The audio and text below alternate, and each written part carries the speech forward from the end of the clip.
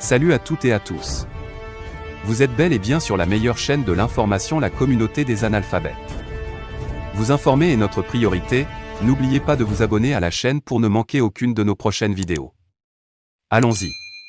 Salut les amis, salut tout le monde et bienvenue encore une fois de plus sur votre chaîne préférée, la communauté des analphabètes.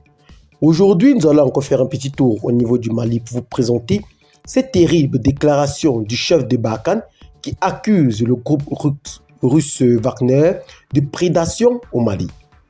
En effet, le commandant de la force française Barkhane, le général Laurent Michon, a accusé ce jeudi à Ouagadougou le groupe paramilitaire russe Wagner de prédation, le comparant à un dealer de drogue dans sa façon d'agir au Mali.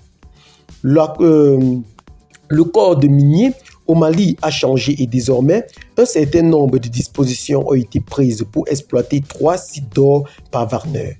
Cela s'appelle de la prédation sonnante et trébuchante, a déclaré le général Michon lors d'une conférence de presse. Selon lui, cela veut dire que désormais, il va falloir commencer à payer les mercenaires russes du groupe estimé à peu plus d'1 millier d'hommes déployés à 6 mois au fur et à mesure au centre du Mali et à l'est. Le général Michon a affirmé que le groupe avait utilisé le principe du dealer de drogue en offrant une première dose gratuite au Mali, une protection contre les méchants français et des résultats rapides. Dans le centre du Mali, ils ont fait 200 prisonniers, tous exécutés dans la foulée. C'est du résultat rapide de mercenaires, a-t-il ajouté. Concernant la décision de retirer Barkhane du Mali, le général Michon a assuré qu'elle n'était pas liée à l'arrivée de Wagner, mais à la fuite en avant de Bamako aux expressions de nous voir partis sans délai.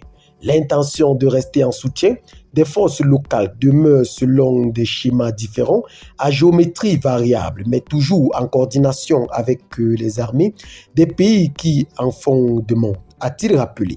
Il s'agit désormais d'offrir un soutien à la carte en s'adaptant avec souplesse aux intentions de tel ou tel pays, différentes selon les capitales. Nous saurons vous adapter à cela, a-t-il affirmé, ajoutant que le format et la disposition à venir de Barkhane étaient toujours en cours d'élaboration. La force Barkhane a été poussée hors du Mali par la transition militaire au pouvoir à Bamako depuis 2020.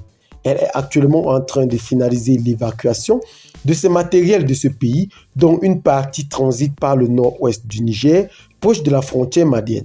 Les militaires français ne seront plus que 2500 environ au Sahel à l'issue de ce repli qui ouvre une phase de coopération renforcée avec les autres pays de la région, dont le Niger, en fonction de leurs besoins selon l'état-major français. Eh bien les amis, qu'est-ce que vous en pensez par rapport à ce communiqué que la communauté des analphabètes a décidé de partager avec vous ce soir? Laissez donc massivement vos commentaires, abonnez-vous à la chaîne si ce n'est pas encore fait et à très bientôt pour de nouvelles vidéos. Bye bye.